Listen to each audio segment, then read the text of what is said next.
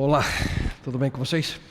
Alegria poder saudá-los mais uma vez aqui entre nós. Sempre nós, como comunidade, nos sentimos muito felizes por você ter decidido estar com a gente nesse momento semanal, aos sábados. E quero também, de uma maneira especial, saudar você, telespectador da TV Novo Tempo, que também nos acompanha a cada semana através do programa Viva. Obrigado pelo carinho e a oportunidade de poder estar no seu lar através do nosso programa de maneira também semanal. Bem, essa é a Nova Semente, uma comunidade adventista do sétimo dia que existe por uma única e simples razão, para que possamos, queridos, juntos, a cada semana, viver uma experiência real com Deus. Apps para a vida. Esse é o título da série de mensagens que nós estamos iniciando hoje. A gente vive diante de uma revolução em tecnologias de comunicação para aparelhos móveis, para telefones celulares, tablets. Há uma variedade incrível de aplicativos, esse é o apelidinho que eles levam, apps, disponíveis no mercado. Milhares, na realidade, hoje milhões de aplicativos. Os mais variados possíveis. Daqueles que te dão informação sobre o clima, aqueles que, de maneira real, te falam sobre o tráfego.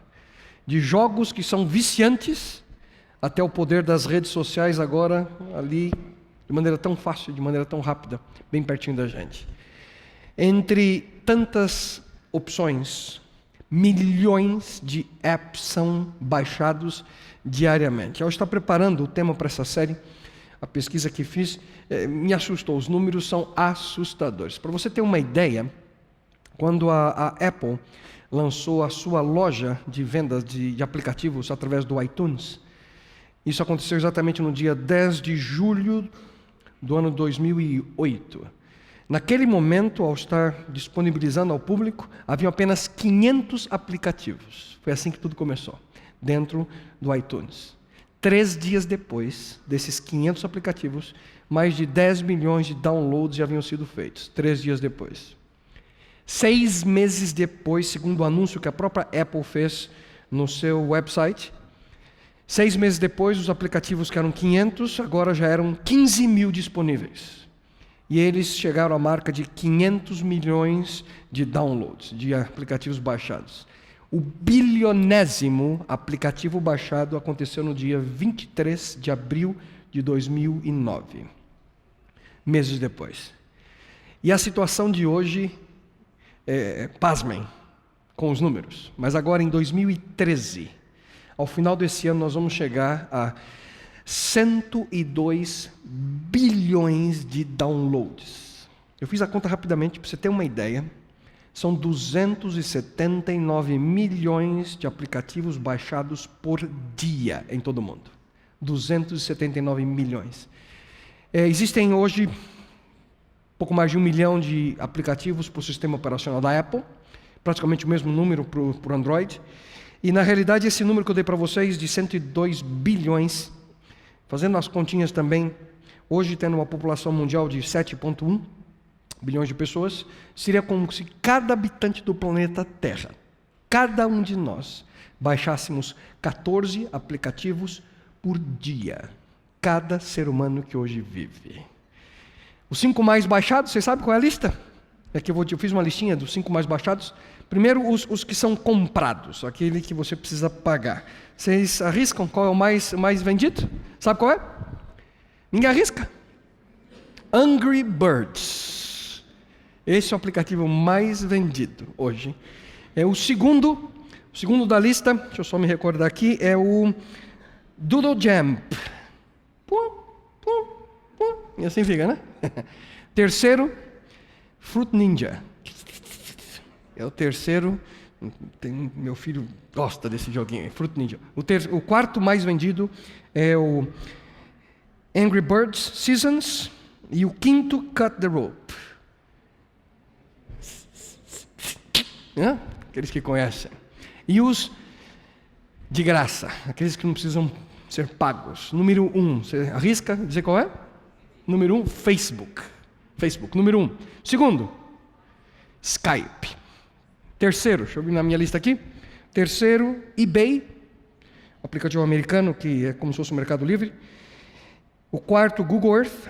e o quinto, Google Search. Esses são os aplicativos mais baixados. Eu não sei se você já teve a curiosidade, ontem eu estava preparando a mensagem, eu falei, quantos aplicativos tem no meu telefone?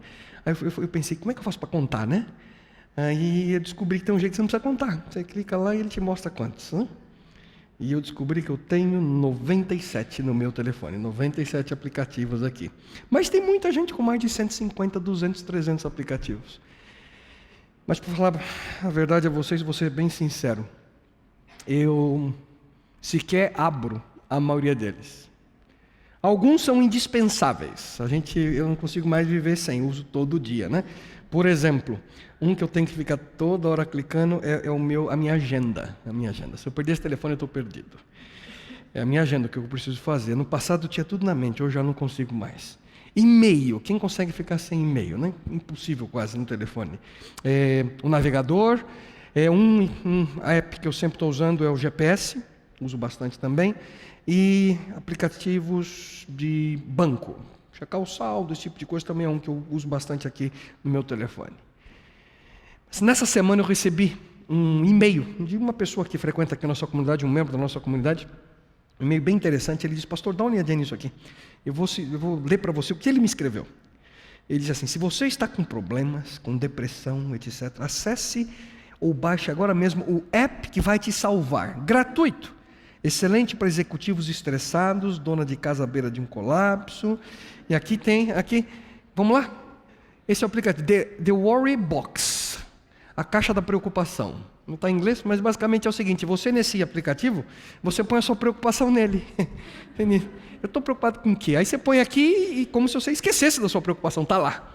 Então você tem uma maneira ali, então eu estava dando uma olhadinha, ali você diz assim, a saúde do marido, o meu emprego, algo que eu tenho que entregar na data determinada, tudo que me preocupa eu coloco na minha caixinha de preocupação. Né?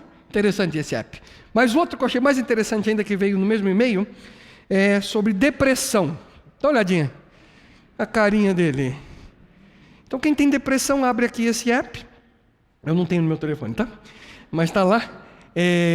Tem musiquinha para você escutar, para te acalmar.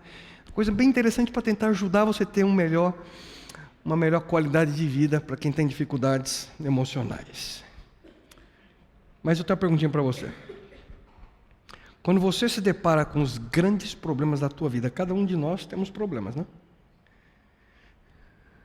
Quais são os apps que são indispensáveis? Você tem todos o que você precisa baixados aqui? E quantos que você consegue baixar aqui? Dentro de você.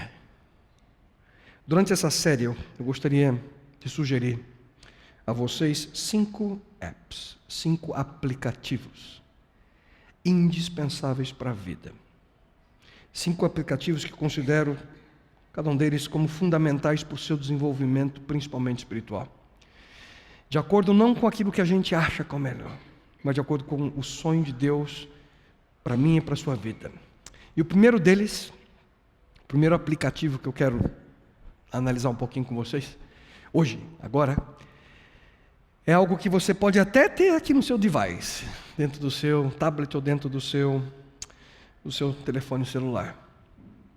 Eu mesmo tenho algumas versões aqui dentro, mas eu tenho uma versão um pouquinho mais tradicional aqui. E esse é o aplicativo, a Palavra de Deus. O aplicativo que você pode clicar quando precisa. O aplicativo que você pode abrir quando necessita. E quem sabe na sua mente você pode estar se perguntando agora, por que esse aplicativo é importante para a minha vida? Simples. O Criador nunca, queridos, nos deixaria sem instruções sobre como viver. Aqui, nesse livro, a gente encontra a direção que cada um de nós tanto precisamos para a nossa existência. O problema é que hoje muitas pessoas não creem nesse livro como sendo a palavra de Deus. Perguntam, será que a Bíblia realmente é algo dado por Deus? A vontade dele? Ou será que apenas a imaginação ou histórias? alguma coisa manipulada pelo homem. E a pergunta que sempre vem é essa: podemos ou não confiar nesse livro? É ela realmente a palavra de Deus ou não? E para facilitar, eu dividi a mensagem de hoje em 3 partes, tá bem? Cada uma delas tem suas subdivisões, mas em 3 questões, 3 perguntas principais. As perguntas são essas.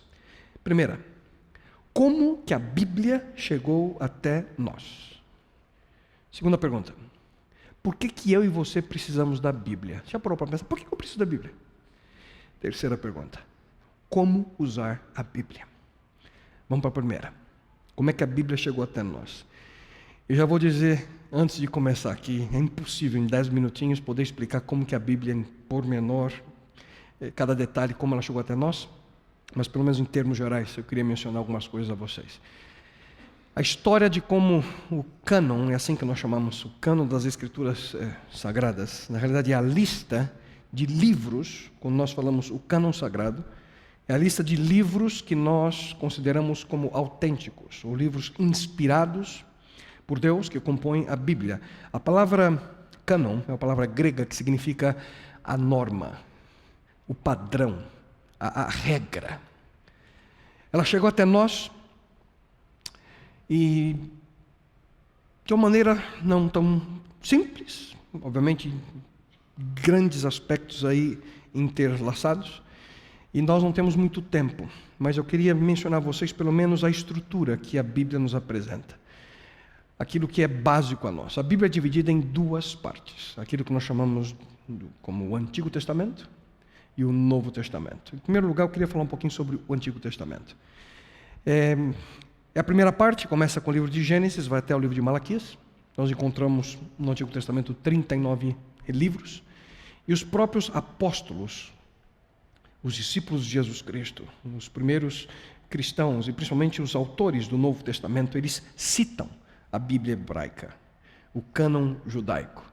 Há diversas citações no Novo Testamento do Antigo, de certa forma já demonstrando que os primeiros cristãos aceitavam a autoridade do Antigo Testamento. No tempo de Jesus Cristo, o Antigo Testamento já estava praticamente fechado, definido, através do trabalho de 2 pessoas, Esdras e Neemias, autores do Antigo Testamento. Cada um deles tem um livro na Bíblia, no Antigo Testamento. Eles fizeram um trabalho cerca de no 5º século antes de Cristo e fecharam o cânon do Antigo Testamento. Há uma tradução da Bíblia do hebraico para o grego, o Antigo Testamento, chamada de Septuaginta. Essa tradução ela teve início no 3º século antes de Cristo. E ela comprovava já, como toda ela foi feita, de que não havia nenhuma adição posterior. Portanto, o cânon do Antigo Testamento já por muito tempo já havia sido determinado e fechado. Portanto, a Bíblia judaica, ela era definida com 24 livros inspirados, aquilo que nós chamamos de Pentateuco, os 5 primeiros livros, os profetas, os maiores e os menores.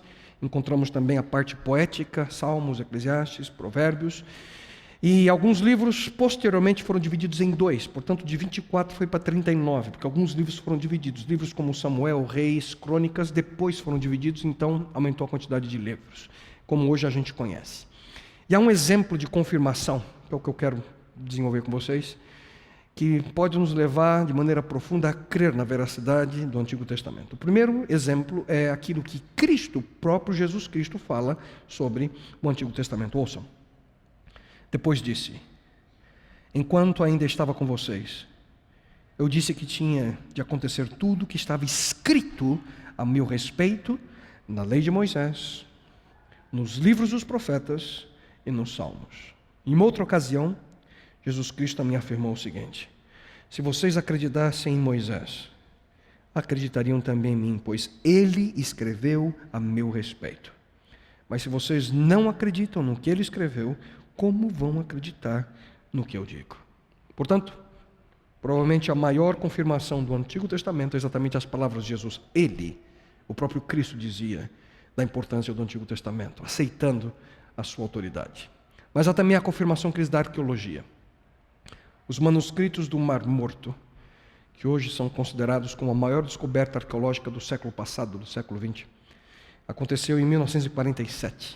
Um beduíno estava ali buscando um dos seus animais, do seu rebanho, e ele, imaginando que quem sabe eram cabras, estava dentro de uma caverna, ele pegou uma pedra, ele jogou dentro da caverna, e ele percebeu que o barulho lá embaixo não foi a cabra, ele escutou um som esquisito, algo que ele não estava acostumado, e ao descer percebeu que havia um vaso de argila, barro. E na realidade, temos aí uma foto que mostra exatamente a caverna de Qumran. Esse aí é o exemplo de um dos vasos, diversas cavernas com jarros grandes e dentro deles pergaminhos. Essa foi a descoberta arqueológica do século passado, já mencionei a vocês. E esses manuscritos eram cópias de partes do Antigo Testamento e alguns documentos também da comunidade de Qumran, essa região ali perto do Mar Morto. E esse achado, ele não apenas confirmou, queridos, a veracidade, mas também a autenticidade e a precisão do Antigo Testamento. Hoje, os manuscritos do Mar Morto, eles estão em uma ala do Museu de Israel, chamado Santuário do Livro, ali na cidade de Jerusalém. Temos aí uma foto, essa aí é a parte do museu em que ficam os manuscritos do Mar Morto. Inclusive, o formato é como se fosse uma tampa, e se você presta atenção, há alguns jarrinhos, pequenos jatos de água que caem sobre o teto e escorrem para manter a temperatura. E é assim que eles fazem para resfriar, para que fique exatamente a temperatura como era dentro da caverna. E assim os manuscritos do Mar Morto hoje são preservados. Então, em relação ao Antigo Testamento, podemos ter a convicção de que aquilo que temos na Bíblia hoje é exatamente aquilo que Jesus Cristo demonstrou de maneira direta a veracidade e a autoridade e a confirmação também da arqueologia. Mas e o Novo Testamento? O Novo Testamento é uma outra história. Essa é a segunda parte da Bíblia. Nela nós encontramos, na segunda parte, os Evangelhos, o livro de Atos dos Apóstolos. Na sequência nós encontramos cartas de Paulo, ali às primeiras comunidades cristãs, e também algumas cartas ao final de Tiago, Pedro, João e o último livro, que é o livro do Apocalipse. Só que antes de eu mencionar a vocês como é que o Novo Testamento foi formado, o cânon do Novo Testamento, eu queria só que você entendesse que a sociedade nos tempos de Jesus Cristo a sociedade era bem diferente daquilo que hoje nós vivemos. Por exemplo, hoje, se nós não escrevemos nossos compromissos, a gente se esquece. Eu mesmo tenho uma dificuldade tremenda quando a Nereida, minha esposa, pede para mim ir ao supermercado e ela me diz, se eu não anoto, eu nunca trago tudo que precisa. Sempre esqueço. A gente esquece. Esses dias eu tive uma coisa interessante, eu estava ali me preparando para tomar banho, liguei o chuveiro, e em casa é a gás, não ligou, por alguma razão não funcionava. Aí eu fui de toalhinha, atravessei o apartamento inteiro, fui lá na lavanderia, aí eu olhei, me distraí e voltei para o banheiro. Mas eu fui lá para ligar o negócio e esqueci. Já aconteceu com vocês? Senta num quarto, não faz ideia porque você está lá? Por quê? É tanta coisa na cabeça da gente que a gente se distrai, a gente esquece. É por isso que hoje a gente não vive sem agenda, né? Por sinal, existem umas agendas fantásticas para os nossos aparelhinhos. Só que no primeiro século, no tempo de Jesus, as pessoas viviam aquilo que nós chamamos de uma tradição oral. Eles transmitiam informação, um falando para o outro, não escreviam. Tem até um dado interessante de um estudioso que eu quero compartilhar com vocês. O nome dele é o Dr. John Crossan. Ele é autor de um livro, Historical Jesus, que ele fala um pouquinho sobre como era a vida dos campesinos judeus ali ao redor do mar Mediterrâneo. E ele traz uma pesquisa, cita um estudo nesse livro, que foi feito ali na bacia do Mediterrâneo, que aponta, pasmem, para a taxa de analfabetismo. Nos tempos de Jesus Cristo era de 95% a 97%. Para você ter uma ideia, de cada 100 pessoas que ouviam Jesus Cristo, provavelmente somente de 3 a 5 sabiam ler. Como é que as pessoas então aprendiam? Simples, eles sentavam e conversavam. À noite, ficavam ali entre família, sentado ao redor da fogueira e conversavam. Não tinha internet, televisão, nada disso. As pessoas conversavam e assim transmitiam informação. Citavam, recitavam genealogias. Lembra do seu avô, bisavô, tataravô, e lembravam de tudo. Tudo na mente. E era um jeito particular deles de expressar a identidade deles. mostrar orgulho de quem eles eram. Só que depois de algumas décadas, no caso dos ensinamentos de Jesus, as testemunhas oculares, aqueles que viram Jesus, que ouviram Jesus, começaram a envelhecer e começaram a morrer. Portanto, os líderes das igrejas cristãs, eles perceberam a necessidade de escrever os ensinamentos. E, ao mesmo tempo, Deus, obviamente, escolheu alguns homens, inspirou a eles a que recebessem, mas eles mantinham, então, agora um novo sistema de captação de informação através da escrita. E nesse contexto, os evangelhos, as cartas do Novo Testamento, elas foram escritas. Para você ter uma ideia, aquilo que hoje nós chamamos como autógrafo. Autógrafo é o texto escrito, por exemplo, João, o Evangelho de São João. O autógrafo, o texto original, não existe de nenhum livro da Bíblia. Tudo que hoje existe são cópias. Inúmeras cópias, milhares de cópias. Havia uma profissão na época de Jesus Cristo, os máquinas de xerox ambulantes, os escribas, que copiavam. A função dele era copiar textos, copiavam textos. E hoje o que nós temos são essas milhares de cópias, e há uma disciplina chamada crítica textual que analisa essas cópias. As palavras contidas nessas cópias são todas elas analisadas, e eles fazem uma concordância para saber se um manuscrito bate com outro. E de todas as análises dos textos encontrados, mais de 99% deles são idênticos, iguais. Existem algumas discrepâncias, e aí tenta-se encontrar qual é a melhor forma, o que aconteceu na alteração do texto. Essas cópias, elas foram encontradas, e obviamente as melhores cópias são as mais antigas. As que hoje são datadas de mais antigas, são as que possuem peso maior na análise. A partir desse momento, os líderes da igreja, e para concluir essa parte de como o texto chegou às nossas mãos, eles sentiram a necessidade de criar alguns critérios para decidir quais os livros que deveriam ou não ser aceitos no cânon do Novo Testamento. E os critérios que eles determinaram para definir a canonicidade dos livros foram principalmente 3 critérios para avaliar cada um dos manuscritos. O primeiro deles era exatamente o processo na qual eles tentavam encontrar qual a conexão desse documento com os apóstolos, com aqueles que andaram com Jesus Cristo, principalmente em relação aos evangelhos. Esse documento aqui tem alguma ligação com um dos apóstolos ou com alguns dos discípulos dos apóstolos? Foi escrito por eles ou não? Portanto, a conexão com aqueles que andaram com Jesus Cristo foi crucial, um dos critérios. Segundo, conteúdo. Para ser incluído no cânon bíblico, o conteúdo do livro tinha que ser consistente com os ensinamentos de Jesus Cristo, consistente com os dados e acontecimentos históricos da época. Se você fizer um pouco de pesquisa e estudar um pouco sobre o assunto, mais do que simplesmente os 4 evangelhos que nós encontramos na Bíblia. Existem alguns evangelhos que chamamos de evangelhos gnósticos, por exemplo. Só que eles possuem dentro do seu conteúdo, dentro da sua instrução, aspectos contrários ao ensinamento de Jesus Cristo. E essa é a razão pela qual foram excluídos.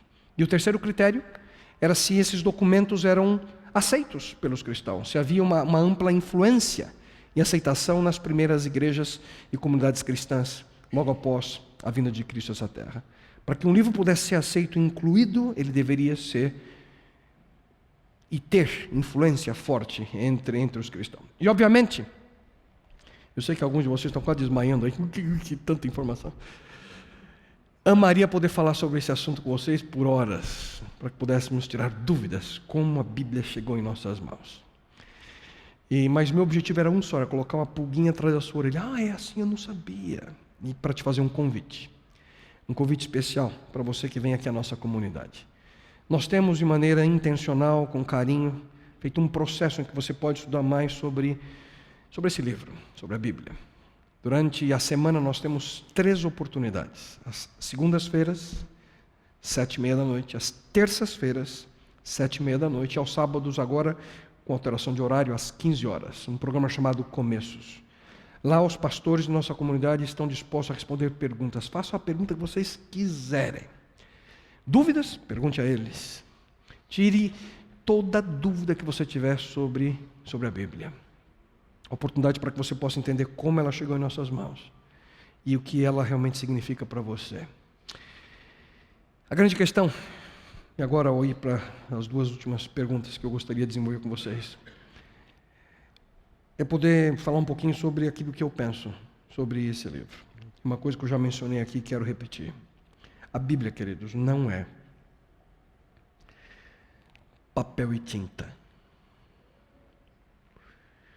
Creio profundamente que Deus, Ele é uma coisa extraordinária só de pensar. Deus, o Criador desse universo, que toma a decisão de se comunicar a nós, seres humanos, na nossa linguagem.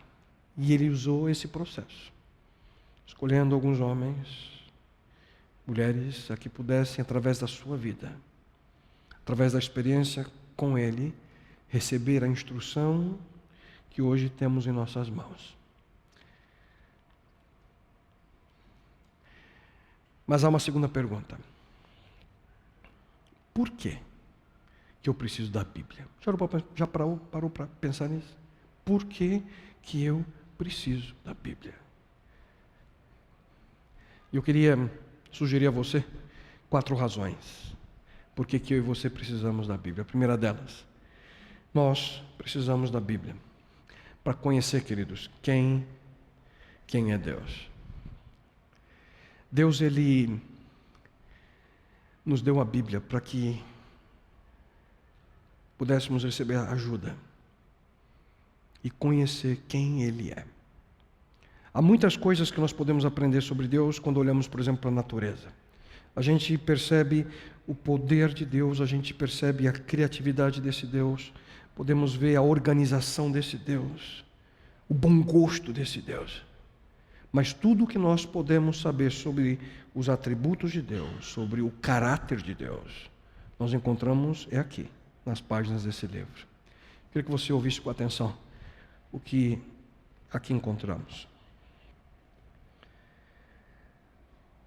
As Sagradas Escrituras o fazem sábio para aceitar a salvação de Deus pela confiança em Cristo Jesus. E, queridos, sobre a triste realidade de que muitos não conhecem a Deus, de que muitos não se preocupam em conhecer a Deus. O apóstolo Paulo já afirmava: algumas dessas pessoas perderam a coisa mais importante da vida. Elas não conhecem a Deus. E se você me permite, eu vou apertar o botão de pausa aqui. Segundo o texto sagrado que Paulo recebe de Deus e comunica a nós, ele diz o seguinte: algumas pessoas não percebem que a coisa mais importante da vida é conhecer a Deus. E o próprio Deus, aqui em sua palavra, ele diz o seguinte: não quero sacrifício, diz Deus. Não quero sacrifícios, quero o seu amor. Não me interesso por suas ofertas. O que eu quero é que vocês me conheçam. E percebam aqui bem 2 palavras nesse texto: amor e conheçam. Essa é a principal razão por você existir. Você sabia disso? Hoje você está aqui com vida, o coração batendo, respirando, uma mente funcionando. A principal razão é essa: para que você possa conhecer e amar a Deus. Razão pela qual o convite permanece. E o convite que Deus nos faz é esse: conheçamos o Senhor, esforcemo-nos por conhecê-lo. Portanto, a Bíblia nos mostra que eu e você fomos criados para conhecer a Deus. É uma das razões. A segunda razão porque eu preciso da Bíblia, e você também, é para que possamos saber em quem confiar. A gente vive uma época, uma era repleta de dúvidas. Vivemos num mundo com muitas incertezas. Eu pergunto para você agora, e responda para você mesmo. Em quem você confia? Em quem você confia? Nos políticos? Na economia? Na televisão, na mídia? No que você confia?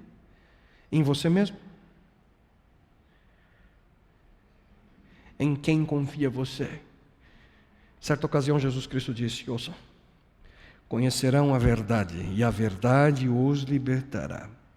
E queridos, quando Deus fala, Ele diz aquilo que eu e você precisamos ouvir, aquilo que nós precisamos aprender. E Deus sempre fala a verdade. Sempre. Todas as tuas palavras são verdadeiras. Quantas? Todas. Além disso, a palavra de nosso Deus permanece por quanto tempo? Para sempre. Portanto, a palavra de Deus, isso aqui, a palavra de Deus não é uma simples sugestão. Deus só dá uma olhadinha e vê se você aceita ou não. Não. A palavra de Deus, queridos, é a verdade eterna, que tem o poder de nos libertar da ilusão de uma mentira passageira. E na Bíblia nós encontramos, queridos, em quem podemos confiar. Aqui você encontra em quem pode confiar. E além disso, nós também precisamos da palavra de Deus, uma outra razão, para aprender a como viver. Simples assim. A Bíblia traz para nós informações claras, informações precisas de como nós devemos viver. Paulo afirma o seguinte: toda a Escritura é inspirada por Deus e útil para ensinar a fé e corrigir o erro, para estabelecer o rumo da vida de uma pessoa e para treiná-la no viver correto. Alguém aqui já tentou montar bicicleta sem seguir o manual de instrução? Eu já tentei, catástrofe total. Ou então você fala, não, eu vou fazer aquele pão tão especial que eu comi sem receita. Já tentou? E dirigir numa cidade que você não conhece, enorme, sem GPS. Quer dizer, a Bíblia, a palavra de Deus é o manual de instrução. A Bíblia é a receita. A Bíblia é o GPS para a vida humana. Deus sempre sabe o que é melhor para nós. A palavra de Deus, queridos, é a segura informação sobre como nós devemos viver. A Bíblia nos mostra em que direção nós devemos caminhar, trilhar. Ouça esse texto. Iluminado por tuas palavras, consigo enxergar o caminho. Elas lançam um facho de luz sobre a estrada escura. Essa é a versão, a mensagem, de um famoso e conhecido texto bíblico que diz assim, em sua forma mais tradicional: lâmpada para os meus pés é a tua palavra, e luz para os meus caminhos. Você já tentou andar no escuro, no breu total? Que diferença faz ter uma lanterninha, uma luzinha pequenininha que seja, para te mostrar o caminho? Mas hoje, infelizmente, muitas pessoas andam às cegas, no escuro, e não sabem como viver porque não seguem a orientação do manual. E a última razão pela qual nós precisamos também da Bíblia, queridos, é para receber força espiritual. Deus nunca, ouçam bem, Deus nunca pede de nós coisa alguma sem antes nos dar a força necessária para que a gente possa vencer. E onde é que a gente encontra essa força? Nas verdades espirituais aqui, da sua palavra. A Bíblia diz: tudo quanto Deus nos diz é cheio de força viva. A palavra de Deus, queridos, tem poder de transformar qualquer pessoa, em qualquer lugar, em qualquer situação. Eu conheço pessoas que, do ponto de vista humano, você olha e fala, não tem jeito para esse não, esquece. Aqui, queridos, na Bíblia nós encontramos o poder de Deus para vencer qualquer desafio da nossa vida. Para ver a vida de qualquer ser humano ser transformada, inclusive a sua. Mas para concluir, eu gostaria de responder de maneira breve a última pergunta que fiz no começo. Como usar a Bíblia? 3 níveis de utilização da Bíblia. O primeiro deles, a Bíblia pode ser usada e devemos usar como fonte de conhecimento. Esse é o primeiro nível, o contato com a Bíblia. Nesse nível você aprende os aspectos básicos do relato bíblico. Você aprende sobre as histórias da Bíblia. Ontem eu estava jantando com a minha esposa e as crianças e perguntei para a minha filha mais velha, escuta, o que você estudou durante essa semana? Cada um deles tem uma lição que eles devem estudar semanalmente. E ela me disse, não, é a história de Davi e Absalão. E ela foi contando a história na mesa e o meu menino disse, essa história eu já sei. Conhecimento. Escutou, aprendeu. É uma forma de você obter conhecimento através das histórias, através dos personagens da Bíblia. Esse é o nível que eu chamo de nível de conteúdo. Esse é o nível que nos ajuda, queridos, a entender o que é a Bíblia como fonte de informação, como fonte de conhecimento. Há um pequenino livro no Antigo Testamento escrito por Oséias, e diz o seguinte, Deus fala, o próprio Deus, o meu povo é destruído porque lhe falta o conhecimento. O povo falta conhecimento. Qual que é o resultado? Destruição. Conhecimento. Sem conhecimento. Falar em conhecimento, eu estou assim admirado, acompanhando assim com carinho essa história que provavelmente você escutou sobre o prêmio da Mega Sena de quase 23 milhões de reais do sorteio de julho, que não foi retirado até essa semana. Você está sabendo disso? Ninguém sabe quem é o ganhador da Mega Sena de julho. E o pior de tudo é que nem a pessoa que ganhou sabe. Não faz ideia. E pelo que eu li, acho que ontem foi o último dia para retirar. O dinheiro já vai ser doado a algumas instituições educacionais. Falta de conhecimento. Dançou. Quantos mandamentos nós encontramos em Êxodo 20? Quantos são os mandamentos de Deus?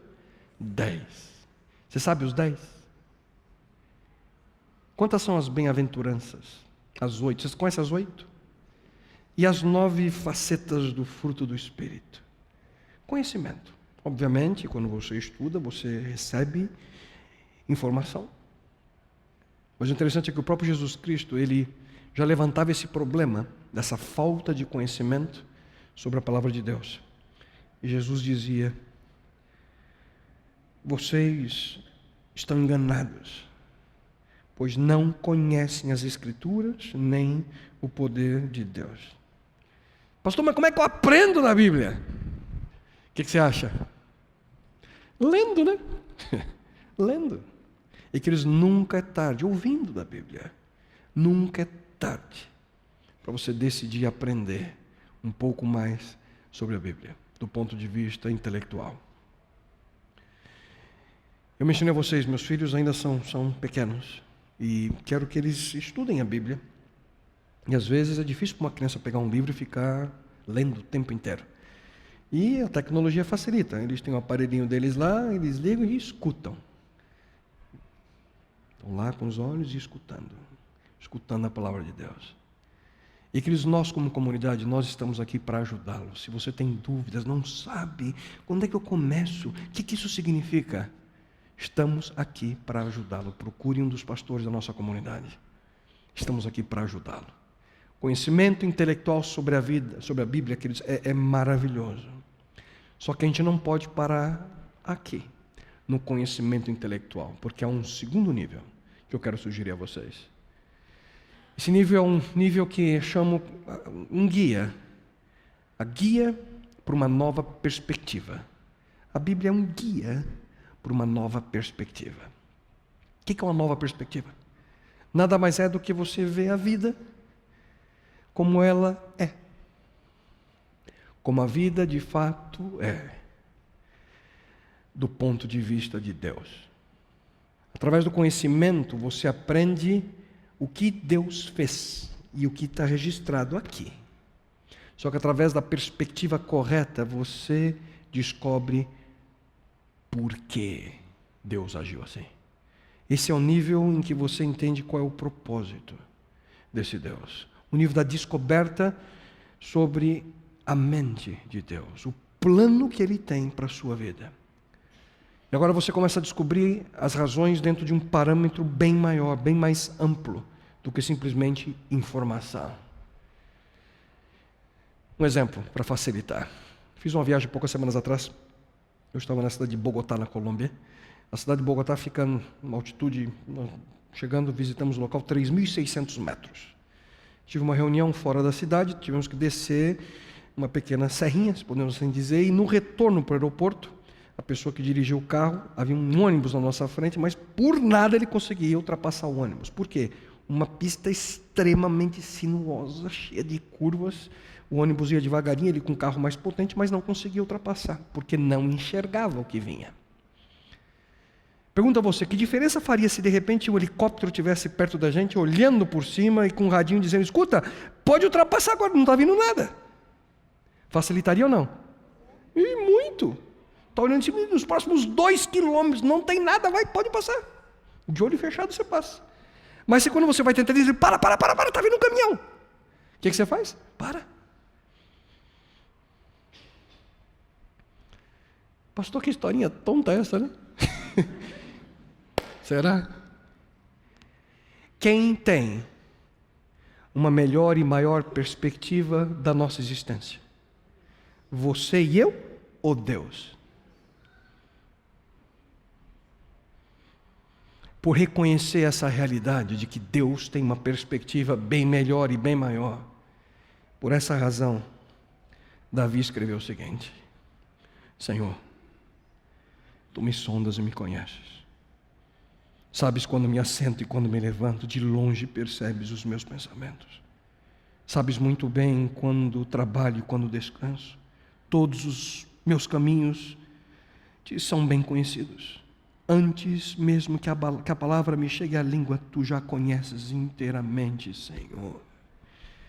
Como é que isso é possível? Perspectiva. Deus vê mais. Deus vê bem mais além. Deus vê de maneira mais profunda. Quanto mais tempo você e eu passamos com a palavra de Deus, maior será a possibilidade que nós possamos desenvolver, queridos, uma nova perspectiva de vida. Que perspectiva? A dele na sua vida. Queridos, é muito arriscado hoje viver levando por base a sua própria perspectiva, a maneira pela qual você acha que é correto. Porque contemple a possibilidade de estar completamente errado. Há caminho que parece certo ao homem, mas ao final conduz à morte. Repito, Deus vê mais. Deus vê sempre mais além.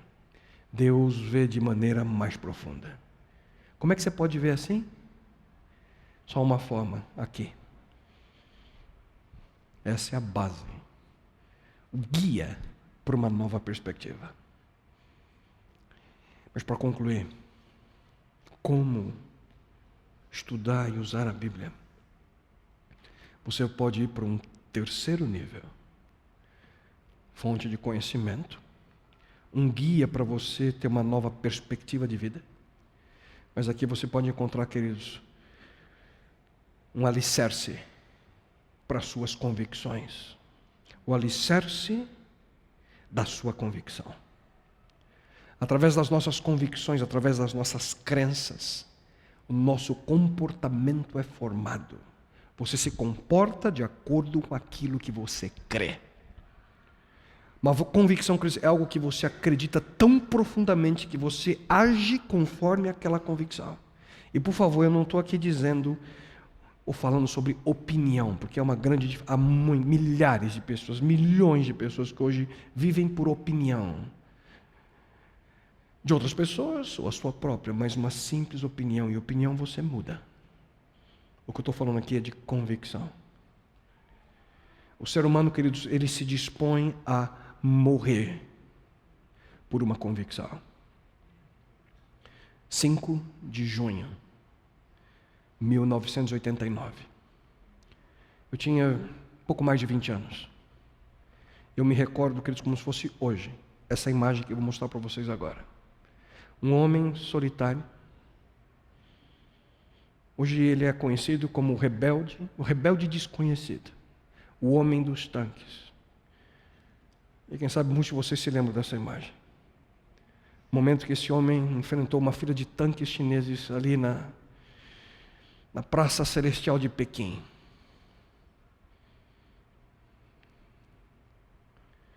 Ontem, quando eu estava escrevendo a mensagem, eu lembrei dessa foto. Ao estar pensando sobre convicção, eu me lembrei como é que um homem pode ter feito isso. Sem qualquer arma nas mãos. Mas por uma convicção. Ele se coloca na frente de uma fila de tanques. E de lá ele não se moveu.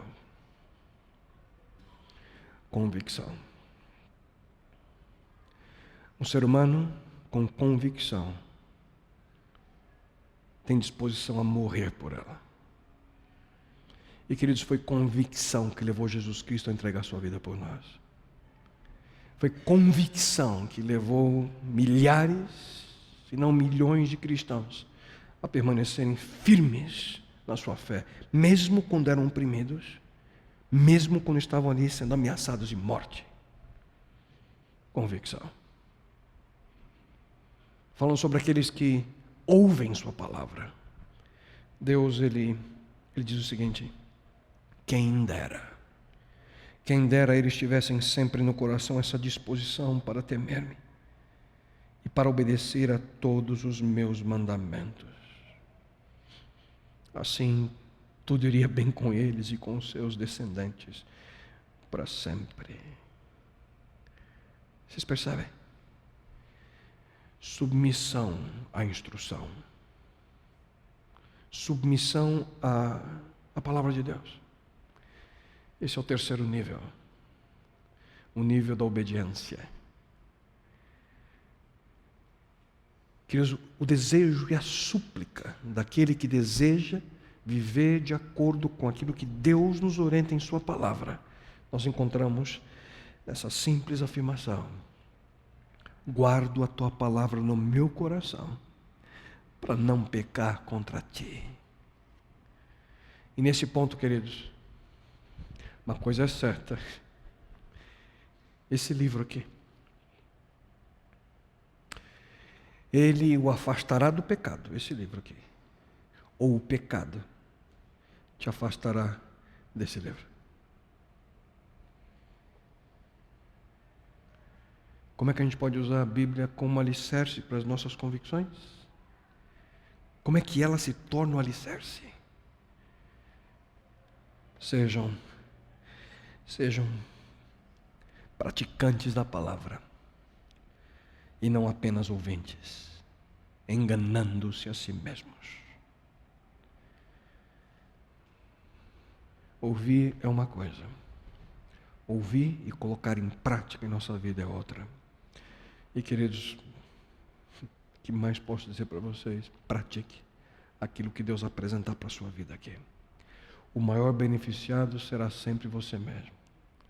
E é por essa razão que o próprio Jesus Cristo, Ele nos ensinou sobre a importância dos seus ensinamentos e da palavra de Deus através de uma história, de uma parábola. E Ele disse: portanto, quem ouve essas minhas palavras e as pratica é como um homem prudente que construiu a sua casa sobre a rocha. Caiu a chuva,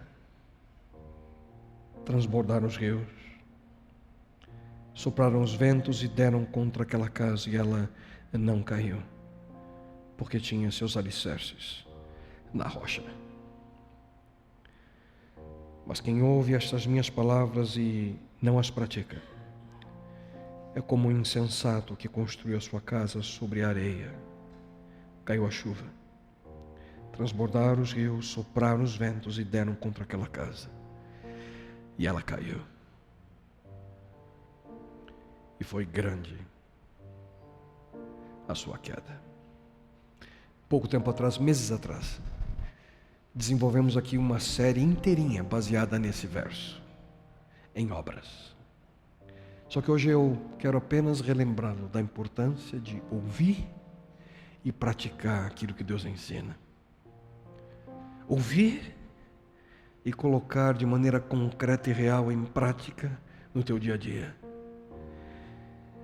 Mas vocês devem edificar as suas vidas cada vez mais firmemente sobre o alicerce da nossa santa fé.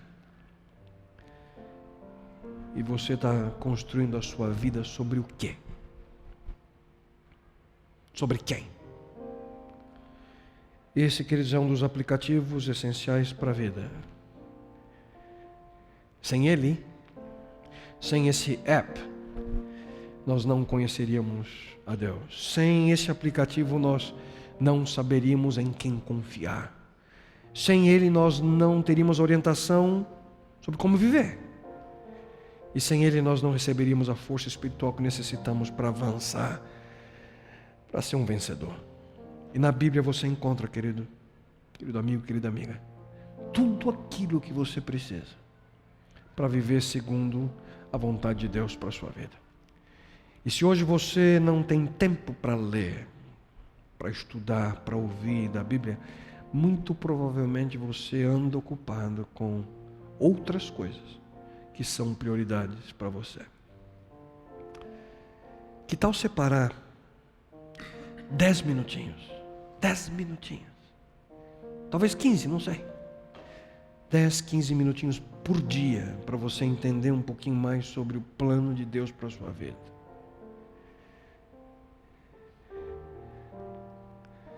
Que tal o teu momento com Deus? Momento que você abre o aplicativo, ou você clica, e antes de começar a ler, você olha para cima e diz: Senhor, o Senhor fala ao meu coração.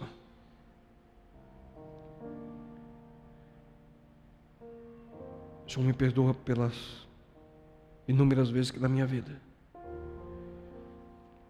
deixei, Pai, de ouvir a instrução adequada, gastando meu tempo com outras coisas.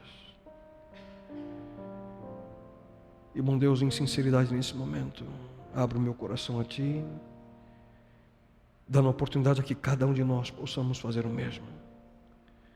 Porque queremos dizer-te, Senhor, queremos viver segundo Tua vontade. Senhor, existem tantas e tantas coisas que hoje capturam nossa mente, tomam nosso tempo. Muitas coisas boas que não são pecaminosas em si mesmas, mas que não deveriam estar ocupando o lugar que estão ocupando na nossa vida. E suplico a Ti, bom Deus, que possamos colocar esse app, o aplicativo da Tua palavra, que possamos baixá-lo no nosso coração e na nossa mente. Não apenas como fonte de conhecimento, não apenas como um guia para uma nova perspectiva de vida, mas principalmente como o alicerce às nossas convicções. Dá-nos, Pai, Tua misericórdia, Tua graça e a Tua instrução. E isso eu te suplico em nome. E pelo amor daquele que é a razão de tudo, por estarmos aqui, por hoje termos esse livro em nossas mãos. Teu Filho amado Jesus. Amém, Senhor.